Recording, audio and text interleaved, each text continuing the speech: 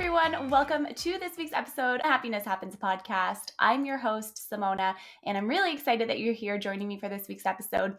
If you're joining and watching on YouTube, be sure to hit that subscribe button for more videos and to catch up on all of the past videos.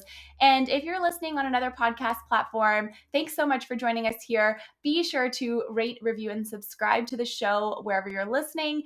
And I hope you love this conversation today. So on the show for this week, we have Joyce, and Joyce's mission is to help women have a happy relationship with food again through easy yet empowering mindset and inner work so that they can truly live a cheerful, confident life and they love and accept themselves fully.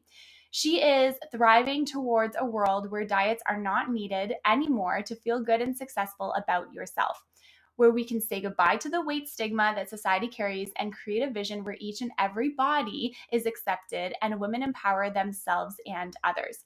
I know that this conversation for me was really impactful because I have struggled so much with my own body image, weight issues, trying to lose weight, this diet, that diet, and never really feeling comfortable in my own skin. So hearing Joyce's perspective and just having her share all of her incredible insight with all of us today was just really helpful for me to gain a different perspective, but also helped me realize that life really is way more than what we look like. And the most important is how we feel from the inside out. So I hope you love this episode. Let's dive on into this conversation and let me know what you think. If you're listening, be sure to let me know on social media, tag me on Instagram, let me know that you're listening. Our handle is at Happiness Happens Podcast. You can find all of it in the show notes. All of the resources are in the show notes. And I hope you just enjoy this conversation and Joyce as much as I did. Hello, everyone. Welcome to the podcast. Joyce, it is so nice to have you on today. I'm so looking forward to our conversation. Oh my God, me too. Thank you so much for having me, Simona. Oh, you're so welcome. This is going to be such a great conversation, and I think it's going to enlighten so many different perspectives and thoughts, and so I'm really just looking forward to diving deep with you. I would love to know a little bit about the journey that's brought you to where you are today. Goodness, yes. And I agree. It's going to be awesome. So, yes, I'm Joyce and I'm a health and mindset coach. And yeah, the reason why I do what I do is because of all my own struggles in my life. So I try to say it as brief as possible, but I usually share a little bit so it resonates with people. So I discovered that I was emotionally eating ever since I was 4 years old because I didn't learn properly how to deal with my emotions. So I saw comfort in food instead of letting my emotions be there, allowing my sadness and my anger. On top of that, I had a lot of childhood trauma. I obviously saw people using the same thing, using food for comfort. And I basically was told that I wasn't good enough as I was by my parents, by peers, by classmates. And so that was really hard. And growing up, I then became overweight. I got a lot of health issues. So when I was 16, I was diagnosed with Hashimoto's, which is a chronic condition with your thyroid. So mine is working slow. So that had a lot to do with my slow metabolism, being overweight. I would be tired all the time. I would go to school and then nap, do a little bit of homework and go to sleep again. I would faint all the time. I was very brain foggy. My bowel was it was totally off. And yeah, I tried to lose weight, but I couldn't. Then doctors told me you need to lose weight because then your symptoms will be less. So at 16, I started to diet for the first time with, I think it was both my parents, to be honest, but mostly my mom. And so we dieted and I lost a lot of weight quickly. And then I got a setback with my thyroid because I lost the weight so quickly that my thyroid was I can't handle this. So yeah, I had to take more medication, gain back the weight. Obviously, dieting doesn't really work to begin with. But yeah, I try to like really lose the weight over and over again. And then when I moved out on my own, I started my health journey. I was never really brought up eating fresh veg. I never had zucchini, for example, really. And Wow. so yeah, I was determined to heal my Hashimoto's. And so I did a lot of research. I found out like what worked for me. So I went on like this health sprint. I was like super healthy, like eating like only health foods and stuff. But what that did is I was still restricting myself a lot because I didn't allow myself to eat anything else but healthy food. I was constantly worrying because if I were at a friend's place and like they would serve me food that I wasn't allowing myself, then I would get super stressed. I wouldn't eat a lot of calories. Yeah, I was constantly restricting myself with my food intake and with my mindset. That then resulted into binge eating because I was not nourishing myself well enough. I thought I was being super healthy and taking good care of myself, but I was not eating enough for my body and how much I exercised and like how active I was. And so I was missing out on a lot of stuff, and that resulted into binge eating. And obviously like also that emotionally binging of like, oh, I can't have the chocolate, and so now I'm going to have the whole bar. And I didn't want to acknowledge that. And eventually I made the move to Australia after being in a burnout as well. So I was really stressing myself out. I moved to Australia, and here, because the food is processed a bit different and they do use a lot of like contamination products and stuff. It's the same as in the US actually, because there are a lot of people who are intolerant to gluten in the US as well. Same as in Australia, but in Europe it's just the way wheat is processed is a little bit better. I've And heard so that. there's not a lot of toxins there. So usually a lot of people who are intolerant to gluten, they come to Europe and they can handle the gluten a bit better. So I got really sick here. And again, it was like basically like brushed away, like, okay, there's nothing, just do a FODMAP diet and you'll be okay because there's nothing wrong with you. Meanwhile, I instinctively knew that my hormones were just like messed up. Obviously, your thyroid is a hormone. It regulates your metabolism, but I knew something else was off. Obviously, like my cortisol levels weren't right, but there was so much more wrong. I knew it. Eventually, in a really, really long struggle with GPs who didn't believe in me, who basically said it's all in between your ears, I finally got diagnosed with PCOS, which is polycystic ovarian syndrome. So as the name says, you can have cysts on your ovaries, but because it's a syndrome, you don't have to have it. So it's like a broad thing. It could be like you're overweight. It could be that you have high testosterone. It could be that you have an irregular period. You have acne, blood sugar, you know, imbalance and that kind of stuff. So those are like the most common ones. So I was really struggling with acne, the overweight, sugar cravings. I stopped my birth control. Then I didn't have my period for 2 years. So I then naturally healed myself so that I do have my period monthly now. Like I did that all naturally. And with that, I kind of accepted, okay, I do have an eating problem. I do binge eat. This is a problem. I was eating in secret. I was pretending that I was being healthy, but then, meanwhile by myself, it was just all secret and not acknowledging that I did have a problem. And so I realized, okay, dieting and over exercising isn't the way for me to go. I really want to be healthy. I need to be healthy because my body is like screaming at me. There's something wrong. There's something wrong. And so I realized that it had to come from a mindset. That's where it all began. In the midst of that, I also was doing my certified life coaching diploma.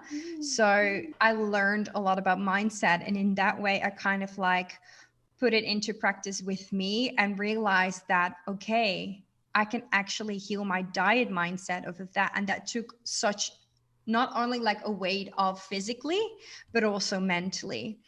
And that is how like I healed my relationship with myself, with my body, and with my diet. And that's what I've been finding has been working really well with my clients that I do work with.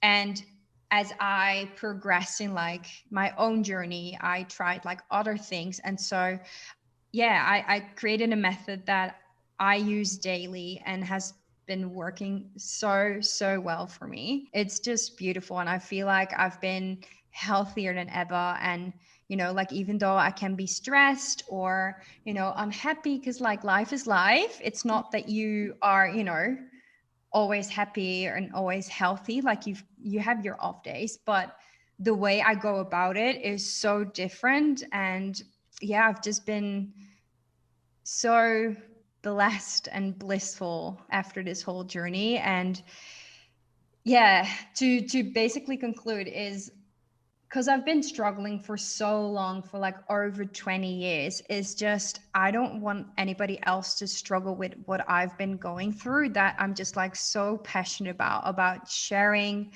and giving my all to make sure that, yeah, people can change their lives as well, because it is possible.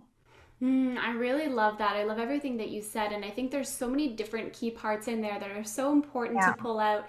And one of them is that I see a lot of myself in your story too, in a different lens, but, and which is one of the reasons why, like, I'm just so intrigued about what you do and how you sort of shift that mindset around, food and eating and diet and all of that, because I have a terrible relationship with food. Terrible relationship with food. I have, this belief that if I don't finish all of the food on the table, that I'm letting someone down, that, Yeah. I'm letting down the people who cooked this food. I come from an Italian family, so, food is Oh. really part of that. Right? It's really part of the culture. And so, I grew up with the, you better finish everything on your plate, even though you're not hungry anymore, which is fine. Like, you think about it and you're like, yeah, of course, like, you should eat and all of that kind of stuff. But then it's like, now I'm a hot mess with food. Like, I will eat not just like 1 cup of popcorn, but I'll eat 8 or 10 cups of popcorn in one sitting. And like, it's like Yep. little things like that are just not healthy ways of being. And so it doesn't even really matter now at this point how much I work out, because it just doesn't do anything, because I love food so much. I'm lucky that I do work out, and then I guess I have a fast enough metabolism to sort of keep me going. But, the older you get, it starts to slow down. Like, It does. That's something that we can't deny. it's crazy. Like, the weight does not come off the same way that it used to. And, and it just makes, personally, it just makes you feel like, I don't know. For me, I feel guilty. You know what I mean? Like, I know that I shouldn't eat all of the things, but I almost can't help myself in any case. So I see a lot of what you're saying resonates deeply with Yeah. me, because I completely understand. And so, can you really regulate, and can you really, lose weight and transform your relationship with food without a diet? Yeah. I would say so, yeah. Because like I couldn't transform myself with a diet. Mm. So that's the Yup. thing. And I think it matters what you see as a diet. So like a diet for me is more like the restrictive diet. Yeah. Whereas like it could also mean that it's a lifestyle, right? Like a diet is a way how you eat to stay alive, to fuel yourself. So for me, if I have to use the term diet, it would be my way to fuel and nourish my body, Mm. and my mind as well. So let me come from a mindset perspective, because I think that will show you how we influence our behavior. Love So that. we have thoughts, we have beliefs. Those beliefs then turn into feelings, and those feelings turn into action. So if we are dieting, we have to do something about it, right? We are restricting our calories, we are looking at macros, we decide what we want to eat and don't want to eat, and stuff like that. So the belief that you mentioned, like, oh, I have to finish everything on my plate. I had that too, not because I'm from an Italian family, but my reason why I had to do that is because I came from a poor family. Mm. So I had to finish everything on my plate, because otherwise, yeah, well, I wouldn't make my mom happy. Then they would say like I wasn't eating enough, because I was a bad eater as well. Like I wouldn't eat veg. They had to like throw the food out. And that cost a lot of money. So I was ingrained with that belief from a really, really long time. And if you see that, like, and especially when it's culturally ingrained with yours as well, it comes from like your ancestors.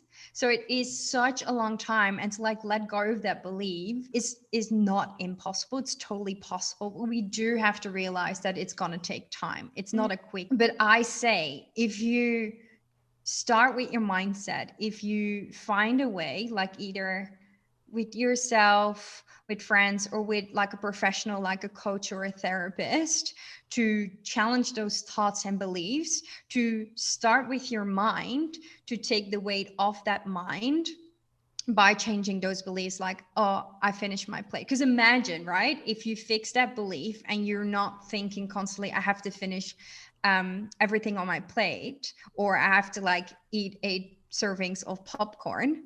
Well, what it eventually does is it changes your feelings, it changes your actions. So you're not gonna eat those 8 servings of popcorn, or you're not gonna like go and finish your whole plate to keep your family happy, or to not like feel guilty about, because eventually you will then learn, like, who are you then disappointing, you or your family? Exactly. Right. And so if you can change that, you will automatically, and that's the beauty of it, change your actions. So you will make healthier choices. You will be more connected with your body. Ergo, you will eat when you're hungry and you stop when you're full, whilst being able to eat everything that you want. And I love saying that, because people, and I did too, oh my God, I can eat everything that I want. So I can have all the chocolate and ice cream. That's amazing. I know, what? So I thought that too. And that is something that we call intuitive eating. And it is being intuitive with yourself, with your mind. But once your mindset is right, you will want to choose for things that are healthy for you. So that is going to be like your first response, choosing healthy foods. But then I yesterday still had, like, well, it was gluten and dairy free, but I had a cheesecake as dessert for dinner. And instead of like eating it super quickly, like, oh, I can't have it again, I really enjoyed it. And I allow myself to have that, right? Like, there's no restrictions for it. So it's not, I don't say, oh, these foods are good and these foods are bad, or I can have this and I cannot have that, because those are thoughts and beliefs as well that are a restrictive diet mindset. So yes, I do believe that we can lose weight and become healthier with fixing your mindset first, because then you will naturally choose better options for you, whatever those better options are, because like what works for me doesn't necessarily have to work for you. Exactly. That's put so beautifully, and it's so true. And it's funny that I'm listening to you and I'm like, yes. And it's like, okay, as a life coach, I know these things. You know what I mean? As someone who does mindset coaching with her clients, I know these things. But it's a whole other thing to firstly have someone repeat it back to you from an outsider perspective. And then it's also kind of like, on your healing journey, as you were healing your relationship with food and exercise and all of the different pieces, you're healing so many different areas of your life at the same time, right? And so, like, I'm almost feel like, for my own self anyways, I almost feel like I'm in this, like, this is my next thing to heal. You know what I mean? Like, I did beliefs about whatever. Like, I've done the things, but like, I couldn't have gotten here without that. And then the way that you phrased it just really reminds me that, it's so true. It's, who are you really letting down? And if you just explain to people too, it's kind of like learning how to set those boundaries and like relearning it, right? I mean, I'm almost 30. That's 30 years of trying to please people by finishing my plate. You know what I mean? So, I know, and it's pleasing other people. Whereas, as you said, like, if you change these beliefs, like, you're pleasing yourself, so it's like a lot of more self-love, so you reconnect with yourself. But it does have an effect on your relationships as well, because you put your own boundaries, you will create better relationships with others, because you have created a better relationship with yourself.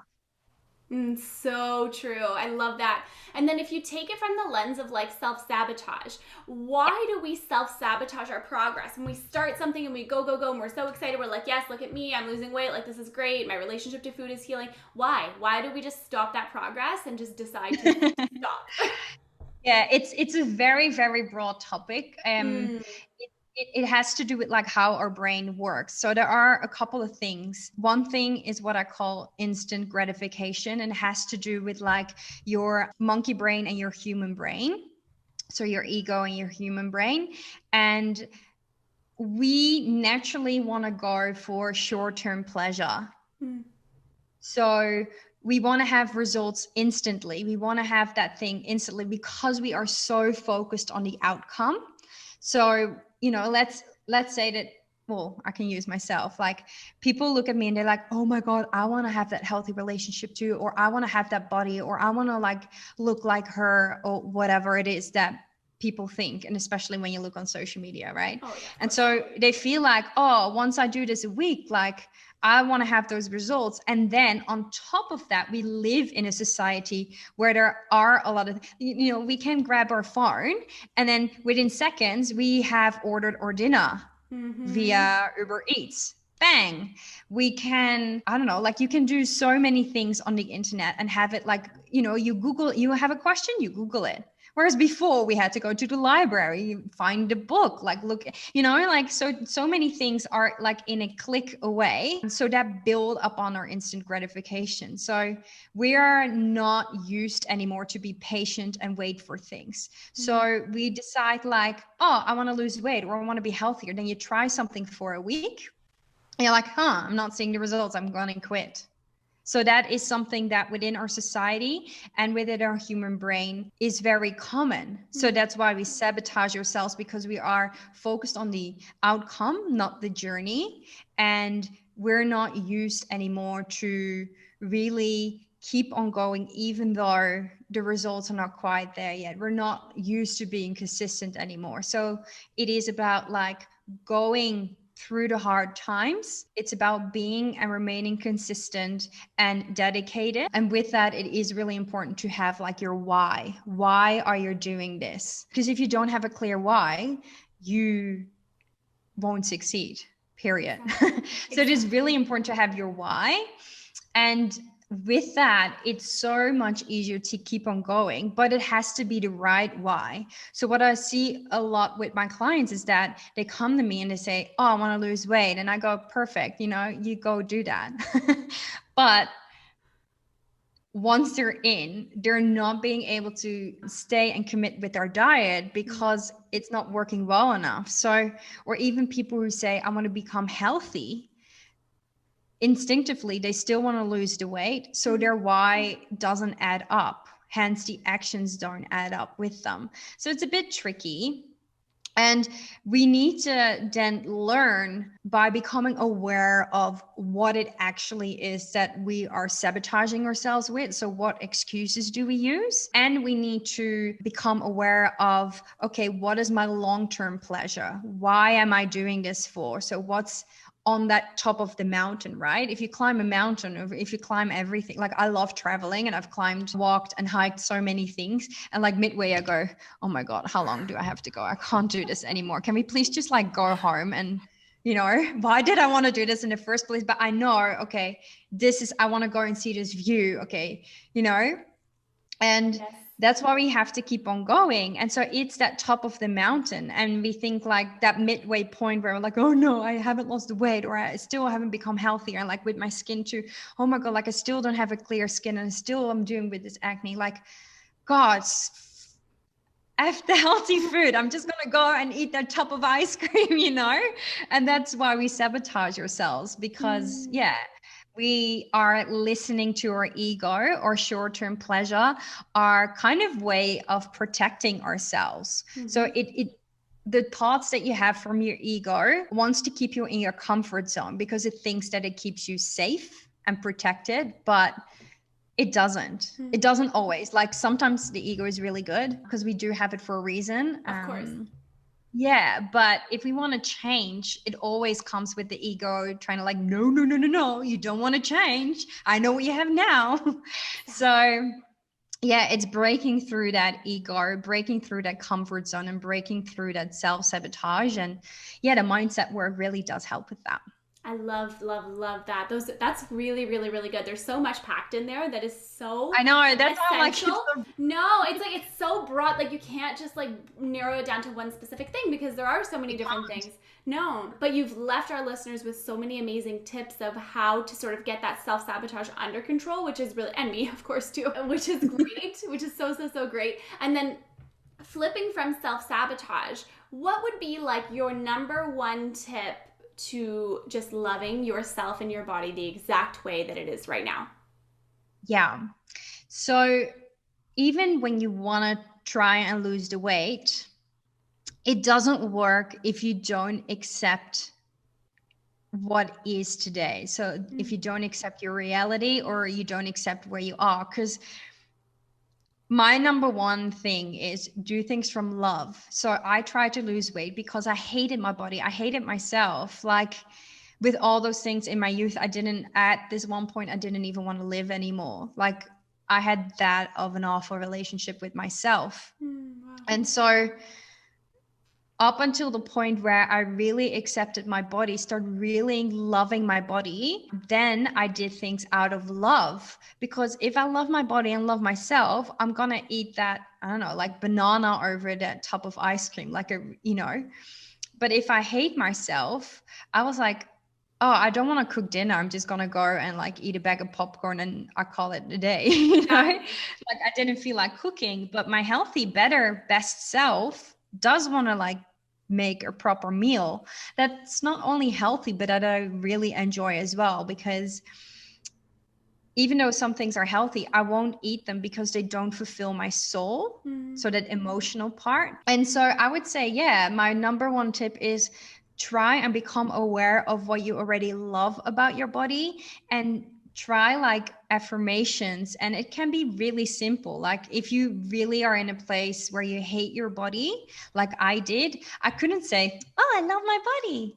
That was fake. And yeah, of course. it can work subconsciously. When you do it often enough, you start to believe it. It's like pretending, but if the feeling is not there, it doesn't work as effective. So what I teach my clients is that I say I choose, because that is an option for you. Like you're willing to do it instead of you're already there. So I choose to love my body is something that really worked for me. And also just like saying like, I love how my hands move. I love that, because if in case you didn't notice, I'm a talker. So I love that I have a mouth that's able to like eat and talk. I love that I have legs that can keep me going every single day, that can carry me throughout the day. And by not only saying that or even writing and journaling it down, but also feeling it, you consciously and subconsciously create a positive vibe. And if you do this often enough, sooner than later, you will override that negative self-talk. I love that. That's so great. That's so amazing, amazing, amazing tip. I love that a lot. And okay, this is my last question for you. And it's a question that I ask all my guests when they come on the show. And it's how can someone create a little more happiness in their day every day starting today? Ooh, yeah, I read that question. I was like, I love that question. Honestly, I've been asking it for 2 years and everybody has a different answer. I think like maybe once I've had the same answer twice, which is shocking. But yeah. I think for me, because I'm naturally like a very positive, bubbly person. So what works for me is really like having a same morning routine every single day, but add in like kind of different things. So what really makes me happy is just like, well, act crazy and like do a little bit of a morning dance, like a happy dance that really like fires me up. And even I was like working before this and I was having a little break and I would put this little happy song on and I was dancing through the room. I was like, really, that creates a lot of happiness. Dancing naturally because it's moving, Yeah. it's fun, you sing, you dance, it's creative, so it naturally like increases your serotonin levels, your happy hormones. You're moving, which does entirely the same thing.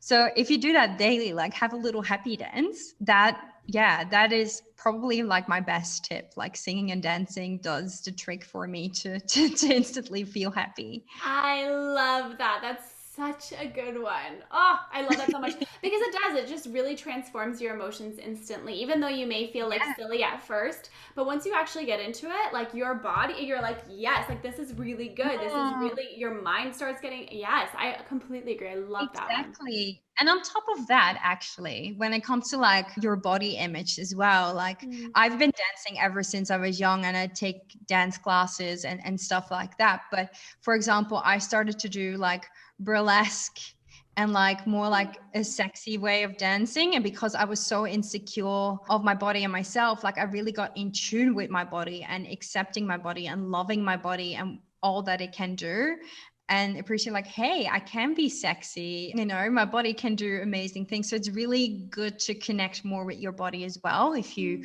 struggle with your body image I like love I that. did. I love that so much. And Joyce, where can our listeners find you so they can learn more?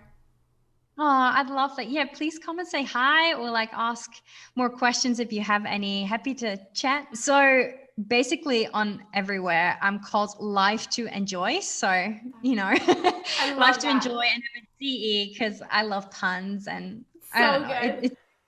Yeah, so I'm mostly active on Instagram. So you can find me there at Life to Enjoy, or you can go to my website, lifetoenjoy.nl. So yeah, I've got my coaching program there and a course and so many goodies. So yeah, I'd love to connect. Amazing. Amazing. I'll make sure to put all of the links in the show notes so that everybody can connect with you much easier right from their app, right when they're listening. I love it, love it, love it. And so, yeah, I mean, thank you so much for coming on the podcast today. It was so lovely chatting with you, and you just have so much wisdom, and I'm so grateful that you shared with all of our listeners today. Oh, thank you so much, Simona. Thank you for having me. Oh, you're so welcome. And thank you so much, everyone, for tuning in to this week's episode on the podcast. Please be sure to connect with Joyce and I. Let us know you're listening. Let us know what you loved, what resonates, and let Joyce know any questions that you have. That's like a tongue twister for me. I don't know why. In any case, thank you so much for tuning in, and I can't wait to see you on the next episode. And remember that happiness happens when you're least expecting it. Well, it looks like we've made it to the end of this episode. I'm so grateful for you tuning into this week's episode, and I cannot wait to see you over on the next one. If you loved this conversation and this topic as much as I did, please feel free to leave us a rating or a review wherever you're listening. It takes just a second, and it is so important for us so that we can make sure to deliver this content to those who need it. I'm wishing you the most beautiful day wherever you are in the world, and remember that happiness happens when you're least expecting it.